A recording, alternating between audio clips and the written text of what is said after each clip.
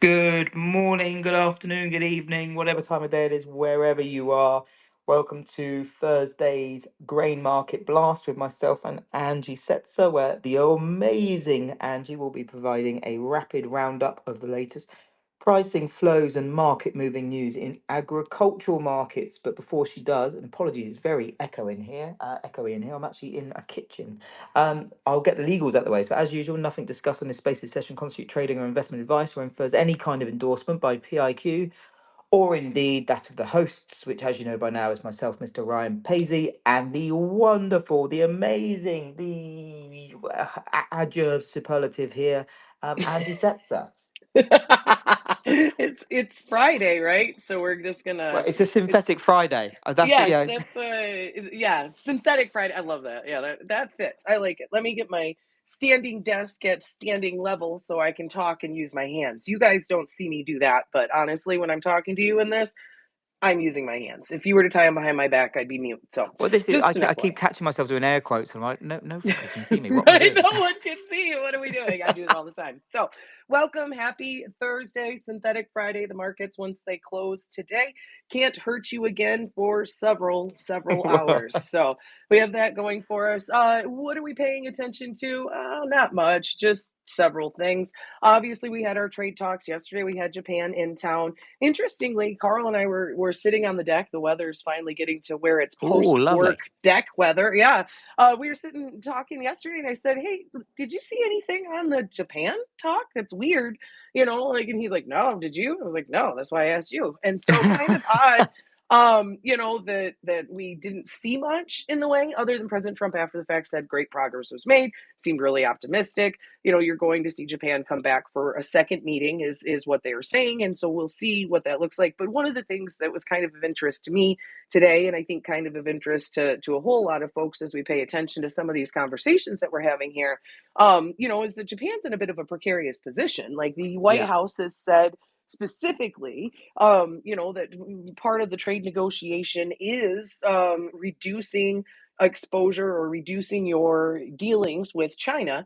And hey, China actually is Japan's largest trade partner. Did not know that. They are. And so it kind of puts them in a weird sort of spot, or at the very least, they exchange the more commerce with China than they do with the US. Yeah. And so we'll see that, or we'll see what that means. It's a precarious position, especially now that you're seeing Xi travel around the Southeast Asia area. Yesterday, he was really pushing the Asian family push in Malaysia, Vietnam, Cambodia, and I'm going to guess that you're going to see a pretty high level meeting probably soon between Japan and China. And so, really, yeah, a little bit of a trip here to see who's going to win the hearts and minds of trade partners. And I'm pretty sure everyone that is like being negotiated with at this point in time, like Japan, Cambodia, Malaysia, whatever, they're just like, can't mom and dad just do we have to choose where we spend Christmas? Like, can we just not?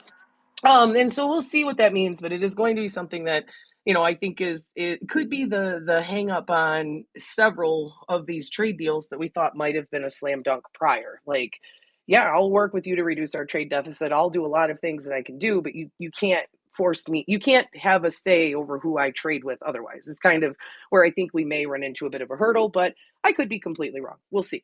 Italy's prime minister will be in DC today. Poor gal. She gets to fly to DC today, meet with President Trump one on one. Members of the EU have said, be careful after the meeting with Zelensky. She's not too worried, but then she flies back and meets with Vance tomorrow. So she gets the administration sandwich at that point in time. But there's been some conversation that the relationship there between Trump and Maloney is pretty warm. She's described as far right, air quotes right there for you, Ryan. And so there's been some worry. We talked about it a bit yesterday. France officials from France, especially, have been like, she's going to undermine this. This isn't going to go well. What are we doing here?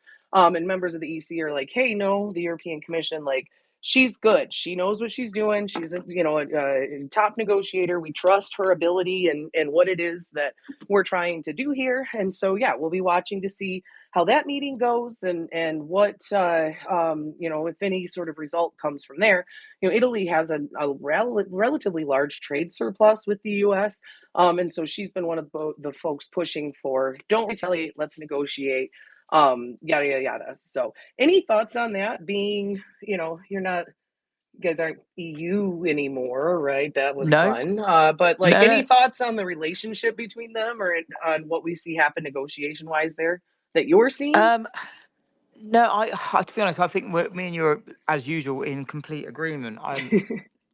Yeah, which is probably more concerning for you that that someone like No, me not at agrees with all. you. Yeah, it is. Anytime anyone agrees with me, I'm like, you poor, poor soul. But yeah, I appreciate it. I think Um, the interesting one thing I will notice, the interesting thing is, we seem to be at that stage of well, the hostage situation, as you rightly call it, where a lot of similar quotes and a lot of similar party lines or block lines, if it's from the EU, are being wheeled out by multiple sources, and it's becoming what was already quite a fragmented news kind of situation. It just doubles down on that because we're seeing multiple sources from within, say, China, for instance, coming out and saying pretty much the same thing, but it's hitting the headlines as if it's a new story.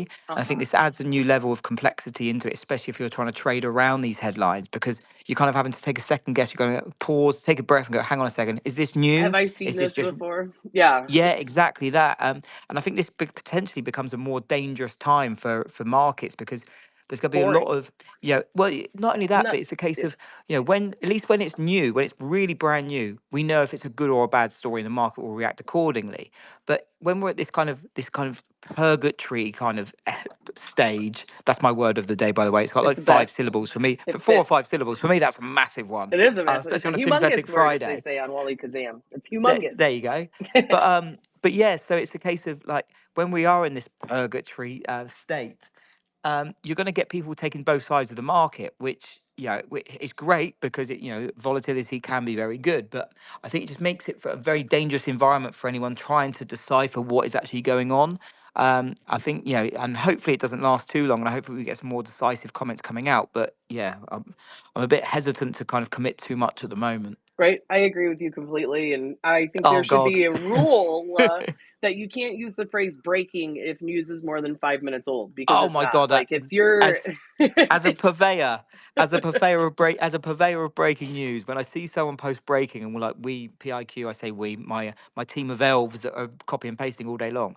When we see people do that like 8 hours after the event, I cry a little inside. I really do. And so you have to be careful, just make sure that you have the right sources, and I see it as someone who's constantly eating, sleeping, breathing this crap, you know what I mean? I see the regurgitation of the same line and see it treated as new, and it's like, "No," and then I turn into the actually guy. I'm like, "Actually, that's not what Actually, they meant. You're missing context." So just make sure that you aren't, yeah. The trade talks at this point in time, there aren't really major developments that we've seen. But today would probably be the first because I feel like it's going to be a little bit more of a public display of interaction in some of these things, and so it'll be interesting to see kind of how that works and what we see there. yeah, We've got China, obviously, the world's watching. We didn't see the Trump administration respond directly to any of the desired demands or whatever you want to call them that were put out there yesterday. Waiting to see if we're going to get a point person, see if we I think the more respect, I don't think you're going to see President Trump come out and be like, I promise to be more respectful to you. I'm sorry I hurt yeah, your feelings, but I think you could see, maybe a kinder, gentler tone. We'll see. I'd already mentioned previously that Xi kind of done his Southeast Asia world tour and was, shaking hands and kissing babies and basically, kind of like, hey, we're better together than apart. And they are going to announce more in the way of stimulus here at the start of next week. One of the things I saw that was super interesting yesterday that kind of came out, we have had a hard time figuring out like China's employment numbers and some of these other things. You'd seen that like youth employment had plummeted a yes. couple years ago and they had stopped putting out official numbers. Like they were just like, oh shit, that's really Yeah, bad. well, Let's just yeah. not Do you tell know them. what? I Yeah. remember. Yeah, that's quite a good point because it was some obscene number it got to. It was Yes. over 50%, and there was an actual professor, Chinese professor, actually came out and said, "Do you know what? It could be as high as 70 something percent." Yes. And then two things happened within the space of about 3 or 4 days after this kind of paper that he put out. This Chinese professor, one, he disappeared, Right. We and don't know where two, he went. no, no, and two, the Politburo just stopped putting out data, and you're like, well, hang on, maybe he was onto something. Yeah, 2 years ago, like, it was 2 years ago in July, I think, because they stopped, and I might be it might have been more recent than that, but in any event, the estimate that was released yesterday, still kept that youth, it basically, like, only 15 to 20% of college graduates are thought to be able to get employment currently across the country. And so, that's one of those things you don't really know if it's solid or not, but obviously China has their hands full domestically, and there are rumors floating around that you have certain factories, manufacturing hubs that are, getting ready to shut down if they haven't shut down already. Now, I don't know how widespread that is or how accurate it is, but it is starting to work its way around where the uncertainty over what this will all look like, is weighing upon them, their economy, and some of these other things. So we'll be paying attention to that. Obviously, have a handful of outside market developments. We'll be watching what goes on in the tech industry. Nvidia's $5.5 billion loss from canceling. I thought it was licensing fees and things. Did you notice that? Like the way that it was communicated initially was different than what it was communicated. Like, Yeah, okay, I thank God. I I thought I it was just presume. me. I was like, No, oh, no, I'm an I idiot. kind of was. Yeah, no, that's the thing. I was doing one of those double takes. It's like, well, surely it's a me thing. Yeah, Surely it's a that's me what I thought problem. because I was like, yesterday, everything it said like fees, licensing fees, regulations, yada, yada, yada. And so apparently, what it means is that the restrictions that have now been imposed by the Trump administration would limit their ability to export this H2O chip to China. It's been one of the biggest sources of sales that they've had. Apparently, this is not my wheelhouse, so please forgive me. You can correct me, if I'm wrong in the comments or whatever. But it's something to pay attention to, in my opinion, just because AI, tech, all of these other things like chips. I love it when we talk about chips. My fat ass gets hungry every time. I'm like, chips, semiconductors. I don't know. Like we've had all these conversations. It's been part of what's driven the strength in the outside markets. And now we're starting to see these unintended consequences kind of hit some of these industries. And so we'll want to be Yeah, watching that. We obviously have an interesting clash developing between Powell and Trump. The yeah, Fed has this really sort of, talking about precarious positions that people are in. The Fed has two different mandates, right? Near full employment and reduced inflation. well, And well, just to add, there is kind of the wink wink nudge nudge yeah, third mandate, which is asset prices. okay, yeah. So they have three. You're right. Yes, when like you're Well, it's too official. One's a little bit, one's the one that's just a like little kick under the there. table. Yeah, where it's like that's understood but never expressly Yeah, said, yeah, exactly. and A bit like when I'm out on, well, I say on a Friday, on a Thursday night, as it's Easter bank holiday, when it's like I'm out with someone, they're like, no one asks if I want another pint. Everyone just knows I want another pint. so Ryan's never going to say no to the next pint. It's okay. We There like you that. go. We love that about you. And so that's what we're paying Yeah, attention to right now, though, is that the two official mandates, we're working well with each other, you could say, before the yeah, introduction yeah, of yeah, yeah, tariffs and some of these other things. And now they may be opposite of each other. You could see, yeah, really a reduction in employment, some uncertainty going forward, and things like that that would require rate cuts, which is what Trump and some yeah, other folks are pushing for. And then you have the other side where it's like inflation returns. We need to have rates higher because we haven't really solved the deep seated yeah, issues that exist. And so the Fed, everyone's kind of been like, I say everyone, voting members and other members have been kind of like, hey, we just need a little bit. Like, give us a couple months. Let's see how these trade deals work out. Let's see if the economy truly slows down, or if we're all just losing our shit for no reason. And Trump's like, no, cut them, and basically put out this morning, like, Trump, he wants to, what do you say? Could his termination cannot come fast enough? And, basically saying he should be adding cuts now, like the ECB and yeah. some of these other groups out there. Like Well, he's kind of exactly what I was about to frustrated. say. Obviously, we saw ECB cut today, and obviously Trump straight away is like, "This is what the Fed should Yeah, be this is what doing," you and all should that. be doing. All of a sudden, the European Commission's right about one thing. This is the first Yeah, thing. yeah, The right. EC all of a sudden is like, holy crap, you know what I mean? Like we did it, we won. But so Take a that's photo. Take a photo. yeah. So that's one of the things that we're paying attention to is what does monetary policy do? And you might say to yourself, Angie, why does that matter to grains? Remember the inflation trade last time, guys, in Yeah, 2021 when everyone just piled in elbows deep into this thing. And so we've got to pay attention to monetary policy because it can have big influence on obviously money flow and things like that down the road. And so finally, on my last point of the day, and then I'll stop talking at you guys for the weekend, we did get export sales this morning, huge again for corn.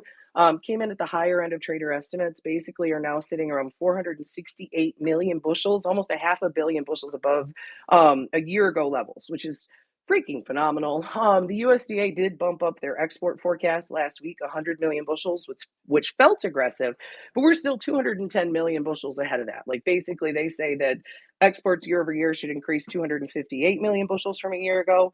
Current pace would, if this was the end of the market year, you know what I mean? Like pace wise, year versus year, Yeah. we're up 468 million.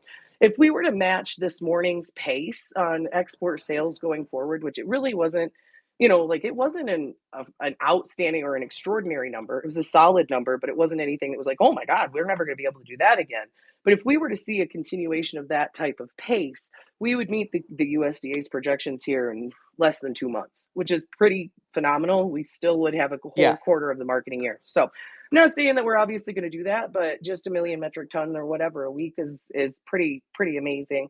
Wheat sales, not so hot, not so fresh. But wheat is basically stuck. We're 6 weeks, before most anyone expects a northern hemisphere harvest to start. Most cash traders are covered pretty well, and so we have basically zero wheat cash trade happening. Everyone's just waiting for new crop to get here. If we see any sort of quality issues develop or any sort of concern in production, then they're going to be in a bigger hurry. Soybean sales were strong, comparatively speaking.